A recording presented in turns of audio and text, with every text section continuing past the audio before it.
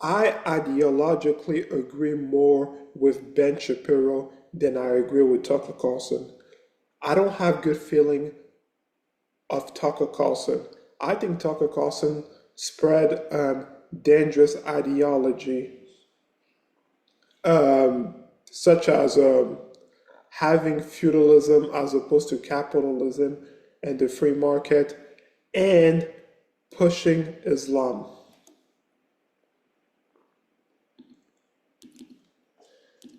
You can't do anything about your life. It's a Russian oligarchy. And also, you should be ungrateful for America. And if people tell you to be grateful, it's because they're probably neocons. Which, again, Tucker never defines the term neocon. I mean, I know what neocon is. Someone who is a warmonger. That's what a neocon is. So, Because we all know what he means. But here he is. So it's clearly coordinated. But it's not just coordination that gets us to a talking point like that. There was deep feeling behind it. And that feeling was contempt. That was loathing of the people complaining. That was loathing of the population. And that is part and parcel of this whole program. And this ultimately is the reason that the neocon worldview is a cancerous worldview. Not simply because it's wrong about which countries we ought to invade, which leaders we ought to topple, which democracies we ought to erect in countries whose languages we don't speak. Okay, it's obviously all wrong. But that's not the worst thing about it. The worst thing about it is not just its inattention to the fortunes of actual Americans, it's hostility, it's hatred of Americans. Because there's no other way to describe the kind of feelings that could get you to give a lecture like the one Ben Shapiro gave. I don't know. I feel like if I say that we all ought to be grateful, me, you, all of us ought to be grateful for America, I don't know if that's hostility to Americans. It feels more like love of Americans because it turns out that the greatest country in the history of the world is the place that you are currently living. It is an amazing place, and it has all these problems. The problems we've talked about, mostly statist interventions like the ones that Tucker promotes. But if you're ungrateful for America, you're either an idiot or malevolent. And sure, the law is a teacher. We get this a lot, right? The law is a teacher. The government needs to inculcate virtue. Obviously, I believe in an educational system in which traditional virtue is upheld. It is also true that when the law says you cannot handle your own choices and freedoms, when the law says that basically all your freedoms and choices are bad for you, the law then teaches you to be a child and dependent and incapable. And this is what the post-liberals are now arguing. For ingratitude, because if you're ungrateful for the freedoms, if you're ungrateful for the process, if you say the process is rigged and crap, and what you actually need is someone telling you what to do, how virtue ought to be constituted, what you ought to do with your money, what decisions you ought to make with your life, how you ought to bring up your kids. If you have people who are saying that to you, that somehow individual rights that undergird capitalism destroy your spiritual fulfillment, they're selling you a bag of goods. There's a reason that Max Weber talked about the Protestant work ethic. It is indeed an Anglo-American Protestant tradition that leads to the rise of free markets. You do not need to be poor or poorer in order to reach spiritual fulfillment. People who argue that you do typically just want an excuse for making you poor. Here's what I want. I want for you to be wealthy and also to go to church. These two things are not mutually exclusive at all. Most of the biblical prophets were wealthy. Who says that Americans can't have both? Who says we can't have both prosperity and virtue? The very same people who are telling you that I'm somehow feeding you goy slop are no, Ben Shapiro does not feed goy slop. It is Tucker Carlson who feeds goy slop because he wants feudalism as opposed to free market and capitalism, and he wants Islam to invade the United States. I don't want women be forced to wear a hijab, and then when they take off their hijab, they get tortured, just like some of these Middle East countries.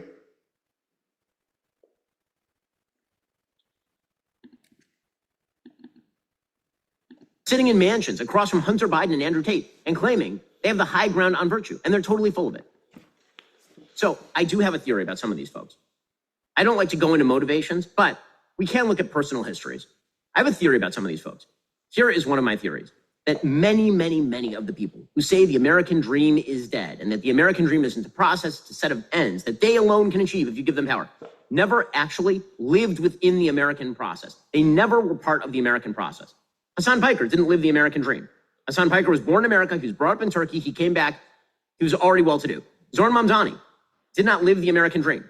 Zoran Mamdani grew up alternatively in a mansion in Uganda or in a series of hoity-toity areas of the United States with his Columbia University father and his mom who made documentaries for Disney.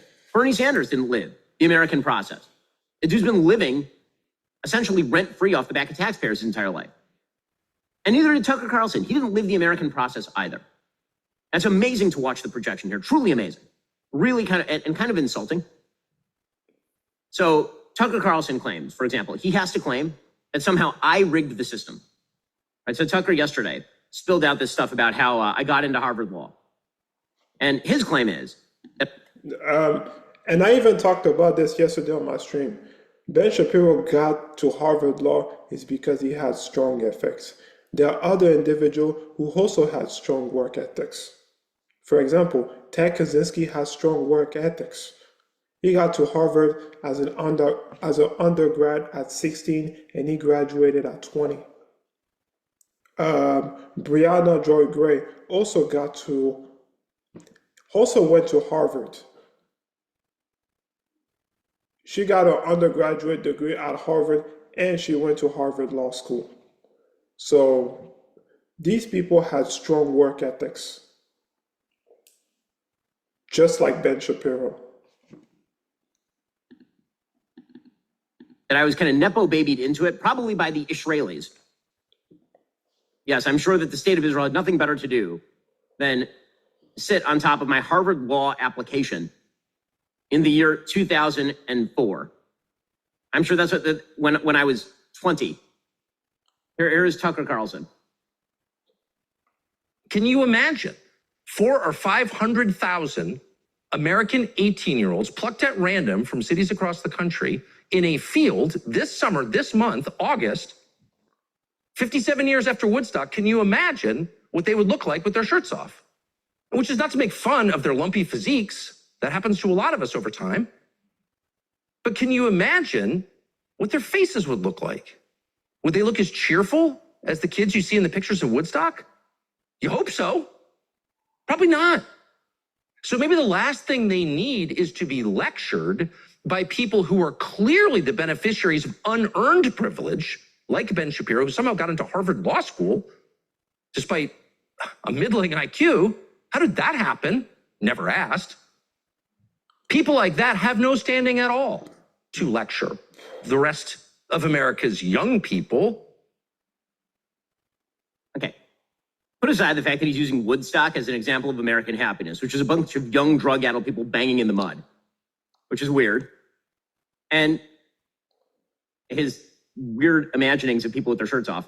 I'm just going to point out, the reason I got into Harvard Law is because I had a 3.85 GPA from UCLA and a 176 on my LSAT and a published book and a syndicated column at age 17. That would be the reason. It's very funny. Tucker is constantly trying to rip on my IQ. Dude, I mean, if you want to have an IQ off, I suppose we could do that. I've offered Tucker for the past, I don't know, how many years at this point? Years and years and years.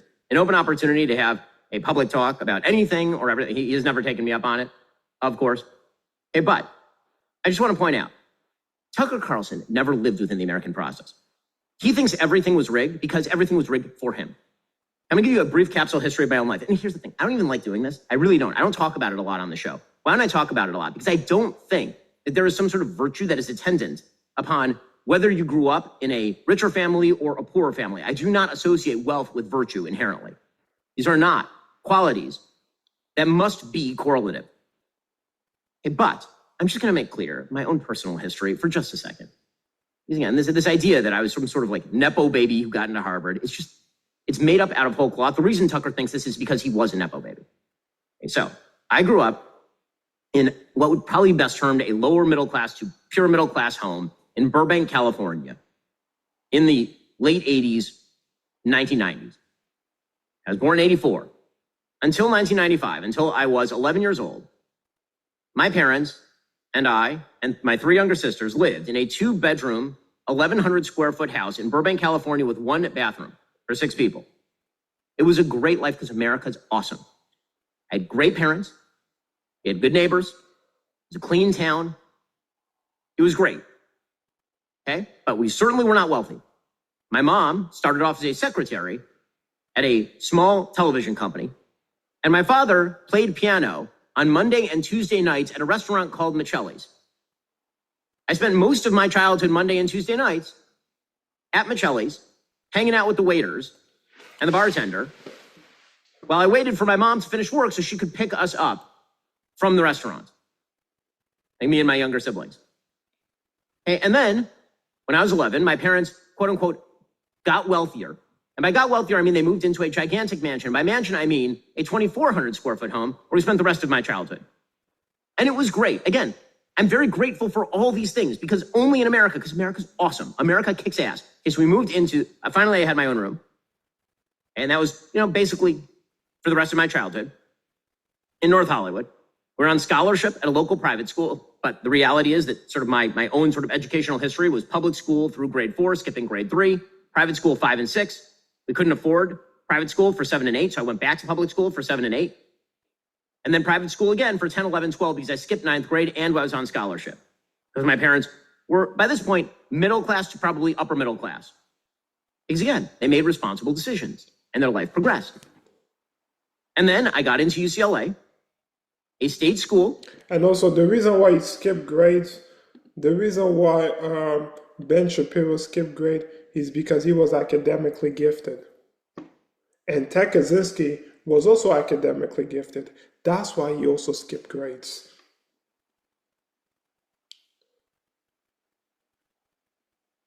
And Ben Shapiro grew up in an era where there was no AI. Same with Ted Kaczynski. That does not cost tons of money. And then I got a 3.85 GPA and a 176 on my LSAT. I got 1 problem wrong on my LSAT. And then I went to Harvard Law and I took out a bunch of private loans that I paid off myself. That is my story. I did not know anyone at Harvard Law. I did not know anyone in the Israeli government when I was 20. I had visited Israel 1 time at that point in my life when I was 16 with my family for 2 weeks. This is psycho. But the reason that Tucker thinks this is because, again, Tucker has never engaged in the American process. He has not. He is not someone who got better and stronger and more powerful because he made smart, wise, and virtuous decisions. That is not the story of Tucker Carlson's life, just as it is not the story of Hassan Piker's life or Zoran Mamdani's life or Rashida Tlaib or Ilhan. Like, this is not their life. Hey, here's what Tucker Carlson's childhood was like. Tucker Carlson grew up silver spoon rich in a frozen food empire. He went to a Swiss boarding school for high school. Okay, he, according to Jason Zengerle, in his book about Tucker Carlson, although Carlson found religion in high school, he continued to drink and smoke and began doing drugs. Marijuana, acid, cocaine. I mean, yeah. I mean, Ben Shapiro is reading Tucker Carlson Wikipedia page, so. Even ether. He went to St. George's, which wasn't Exeter or Andover, but it still sent a smattering of graduates each year to Harvard, Princeton, and Yale. His grades and test scores were nowhere near good enough to get into any of those schools.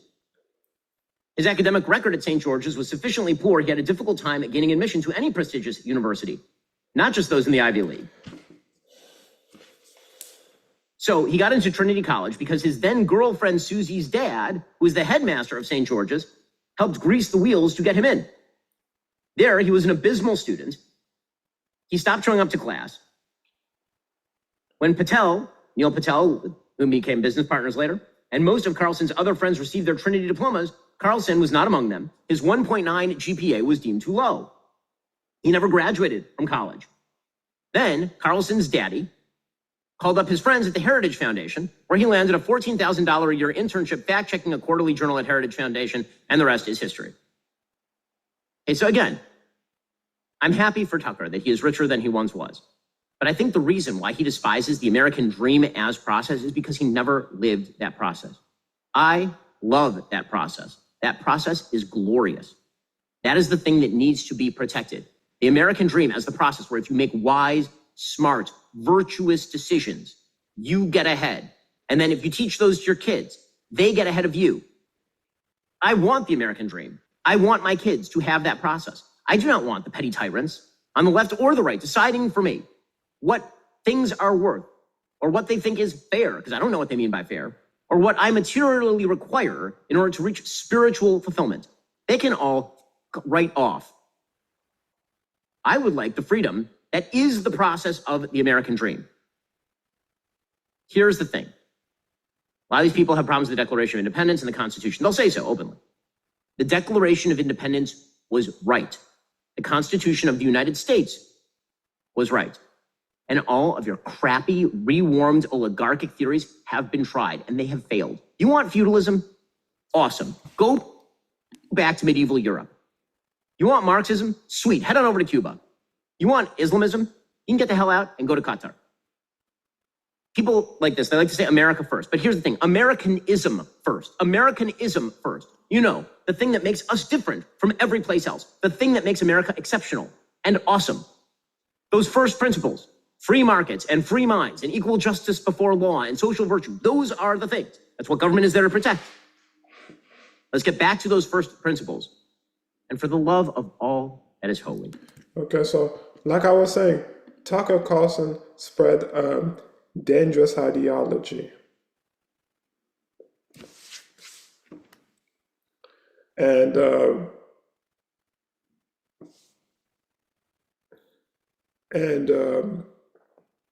F feudalism and F Islamic law. I mean, I don't have a problem with the Islamic religion. I mean, you can practice any religion you want, but we should not impose Islamic religion until the United. We should not incorporate Islamic law in the United States. Okay, that's pretty much it.